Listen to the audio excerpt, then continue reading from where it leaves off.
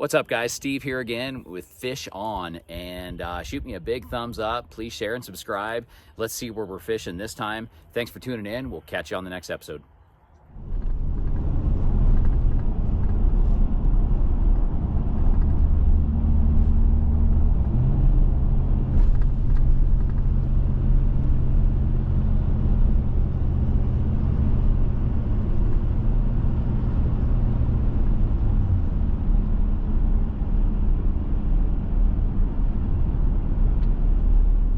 What is up, guys? Today you've caught me on the banks of our home lake, Horsetooth Reservoir, just west of Fort Collins, about 45 minutes from my house. This is a great lake. I started out as a park ranger here 25 years ago. Like I mentioned before, moved here to fish and talk to fishermen. So I'm at a free parking lot on the east side, basically across from the swim beach. We're gonna go across to South Bay and get an annual pass for the truck today, and basically looking to fish transition zones, contour changes, the swim beach itself, the boat ramp provides a little bit of structure for fish, the rocks, any trees in the water. It's about mid-May, spring of the year, so we're targeting smallmouth bass, walleye, and trout, particularly smallmouth bass. In about a month or so, it'd be perfect here. It's been cold lately. Today's probably only going to hit 60 in Fort Collins, so the fish could be lethargic. I'm thinking slow presentation is going to be key, but it's our first time to Horsetooth Reservoir. It's our first time targeting smallmouth bass, first time targeting something other than trout, actually, and first time using spinning gear and conventional tackle. So we're gonna go over what I got here really quick. I got an Abu Garcia, one piece, 7-foot medium fast rod with a Penn Pursuit 3000 reel. This guy on top is what we're gonna start with, guys. That's a 3-inch gulp minnow. With about an 1/8 ounce jig head on it. And why? Because that'll catch every fish in here. This lake pretty much is, we're looking at rainbow trout, smallmouth bass, and walleye, and all three of those fish are in the hunt when you're fishing a gulp minnow. I think a Berkeley hit stick, I think a Rapala, I think a jerkbait or crankbait works slowly could work. I think a crayfish or pumpkin colored tube jig would work well. I think a crayfish itself will work well. We'll have that too. So that's going to be the plan, guys. We're going to be jigging softly, not snap jigging, but just trying to get a bite. I think the fish are going to be kind of lethargic. The water temperature's not where it should be, yet to have it be really good out here. But, we're going to give it a go. We've also got 8-pound braided line and 6-pound fluorocarbon leader, about a 3 to 4 foot fluorocarbon leader. And so, because if I'm changing lures here today, I don't want to be redoing that double uni knot all day long.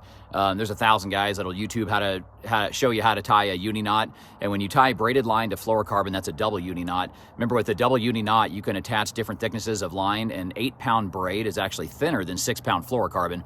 But it gives us the best of both worlds, guys, for durability and abrasion resistance and sensitivity. So I kind of like what we're doing today with the 8-pound braid and the 6-pound fluorocarbon on the 7-foot medium fast with the Penn 3000.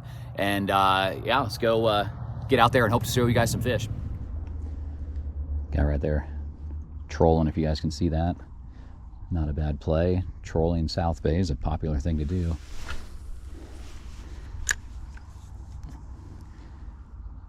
So I'll show you guys how I'm watching my line. I mean, I'm really watching my line. And this is not a snap jig. These are gentle jigs, and I'm staying pretty shallow. I think that's where the fish are. He might get one trolling, but I think they're near the bank now. That's a hit, and I'm gonna be patient.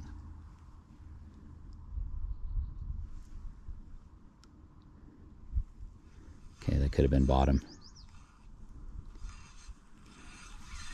But I think the fish are gonna be lethargic, guys, and I'm just working this off the bottom, just gently off the bottom. And I got some rocks here, a couple trees, and just gently working this and watching the line. If you guys fish for largemouth bass, we're after smallies today, but largemouth bass, you sometimes let that let that line run, it straightens out, and you set the hook. And so that's the plan today, is watch that line and just very easy jigging. So always watch your line. Always watch your line. That line might run. And I'm just bumping this off the bottom. As you guys can see, very easy.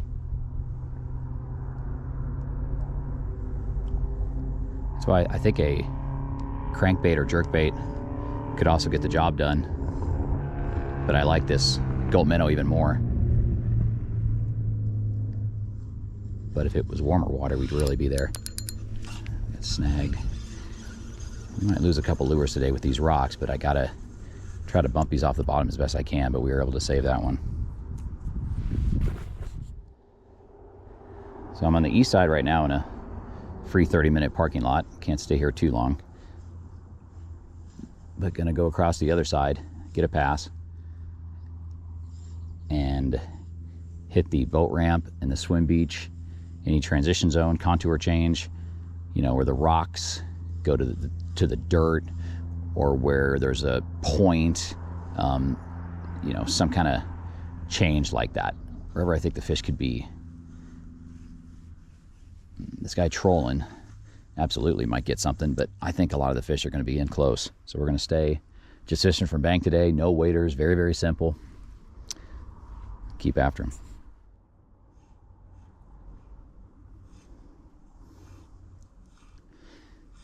I think for jigging today, this 3-inch gold minnow on an 1/8 ounce jig head, or a tube jig, or a soft plastic crayfish, that's going to be the way to go today, guys. A crayfish colored tube jig, what they call like the pumpkin or watermelon, or just crayfish colored, kind of that green tube jig. Color may not actually really matter, but I'd probably like it to be crayfish colored, is going to be the play. We will absolutely throw some crankbaits and jerkbaits today too, though, guys. I think a Berkeley hit stick, I think a Rapala, a flicker shad, that could also work, but they're going to hit it as that lure rises up. I can almost guarantee it. It's going to be on the pause, and it's going to be not something that, I don't know if a reaction bite's going to get it done today. I think it's got to be slow presentation in this cold water. We're making a change. I'm going to take a gamble that they want a faster retrieve today, and go with this Berkeley flicker shad. Showed you guys some fly boxes, so here's the spinning gear conventional tackle box for this. Different kind of Rapalas, crankbaits, jerkbaits, a lot of jig heads, some gold minnows, those tube jigs. See those pumpkin colored tube jigs? There's a soft plastic crayfish at the bottom. So that's what I'm armed with today, but we're going to change it up. I haven't done anything on the gold minnow, so we're going to change it up and go with a little bit faster bait. First cast with the Berkeley flicker shad. Now this is a slow rising lure, which is exactly what I want. I think they'll hit the rise. I mean, they might hit while I'm cranking, but I actually think they'll hit the rise. But we have changed it up a little faster retrieve. Show you guys what this thing looks like. So there he is.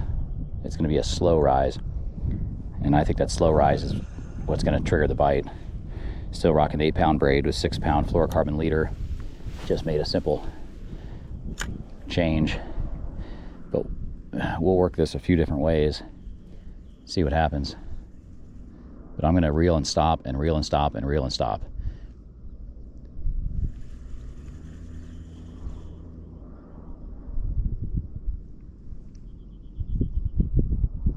But I'm watching my line, especially when I stop and that thing's rising. That's when I really need to be paying attention to my line, because that line could start running before I feel anything. Rattlesnake country here at Horsetooth, they're definitely out.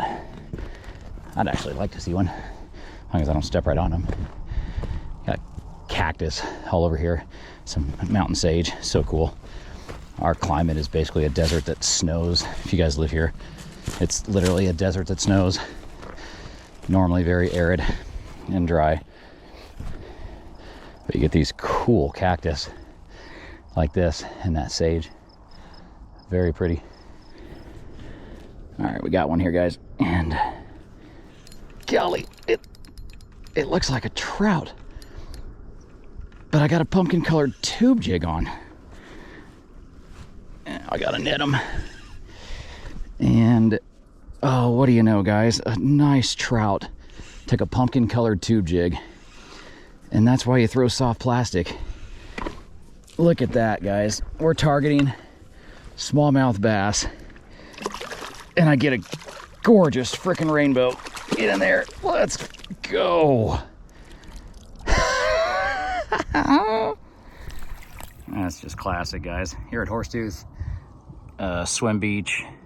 Swim beach is right there, boat ramps are over there, near South Bay off this point, and targeting smallmouth bass. And here I am showing you guys another trout, a really nice rainbow trout. And we're gonna let this one go. But how fun is that?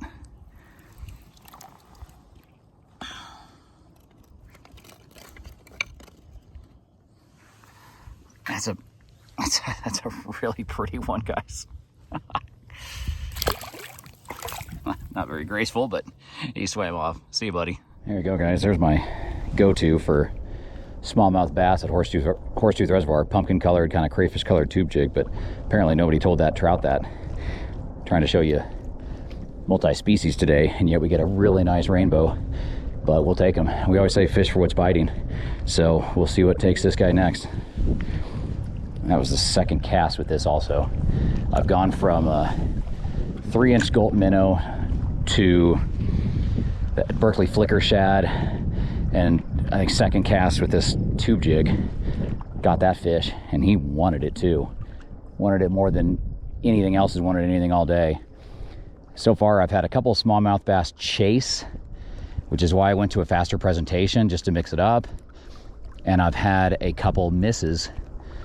If you fish long enough, you know what a smallmouth bass bite is like. So missed a couple, almost for sure smallmouth, and then that rainbow. But we're gonna fish for what's biting, because that was fun. It's funny, guys, come to think of it, North Delaney Lake, South Delaney, west of Walden, tube jigs are one of my go-tos for trout. I was just targeting smallmouth bass today. It's not that surprising a trout took that, and now all of a sudden it's a trout day for us, but we'd love to show you multi-species. And the soft and slow jig of the tube jig has got the only fish so far, so we're gonna stick with it. We end up renaming this episode Bass Fishing for Trout.